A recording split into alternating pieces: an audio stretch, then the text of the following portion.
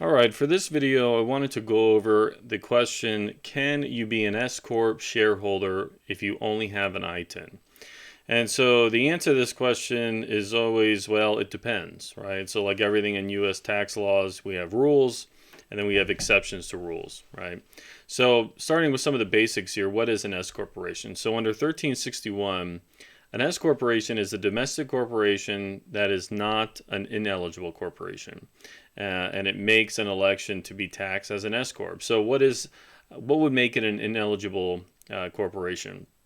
The S-Corporation cannot have more than 100 shareholders, right? So when you think about S-Corporations, they're very closely held companies. They're not publicly traded, right? Because you can't have more than 100 shareholders.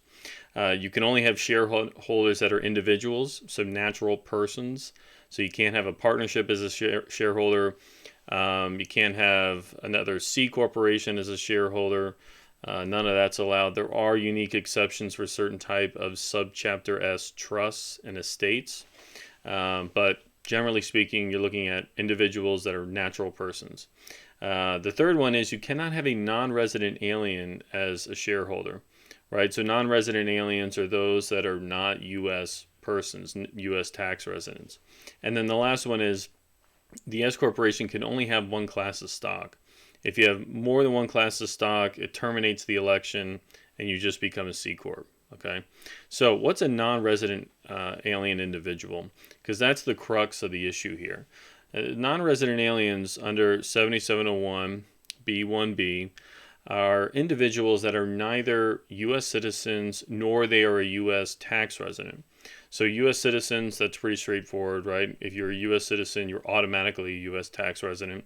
But the other two categories are individuals that have a U.S. green card, right? So they're a permanent resident because of they've been issued a green card, or they are permanent resident, not a permanent resident, but they become a resident under the substantial presence test. So under the substantial presence test, if you enter the United States and you're physically in the U.S. enough months or days out of the year to trip over that line, you become a U.S. tax resident. And that's the key point here. So the ITINs are issued to individuals that are not U.S. citizens and they're not green card holders. They're the other type of person that are coming to the U.S. temporarily under a work permit. So they might meet this substantial presence test and be a tax resident that way. And ITINs can also be issued to individuals that never visit the U.S. at all, right? So the question again here is, can you be an S-Corp owner with an ITIN? The answer is yes, you can, right? As long as you become a U.S. tax resident with your ITIN, because you're in the U.S. for enough days to become a tax resident, you can be a shareholder in S-Corp, right? Because at that point, you're no longer a non-resident alien. You are a U.S. tax resident because you met the substantial presence test. Now, the caveat to this, and it's not so much a tax issue, but more of a legal immigration one, is if you enter the U.S. under a certain type of work visa, you're generally restricted to only participating in that activity, right? So if you were hired on an H-1B visa to come to the U.S. to work for a company, you're really not permitted to do work outside of that job.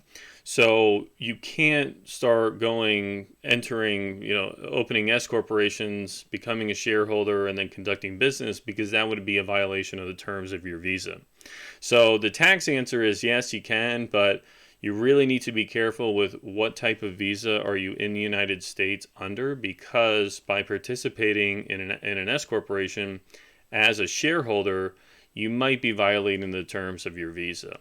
So be very, very careful if you decide to become, an S-Corp shareholder and you just have an ITIN, because if your visa does prohibit certain activities within the United States, this will be the least of your worries, right? You don't want to do something to violate your visa, because you can get the visa revoked and then you can be kicked out of the country. So not a good thing to do. So so again, just to recap, certainly okay for S-Corp owners to have an ITIN, but be very careful about the limitations of your visa, because that could be a bigger problem for you. All right, so that covers it for this video. I hope that was helpful. If you have any questions, please leave me a comment below. Happy to answer when I can.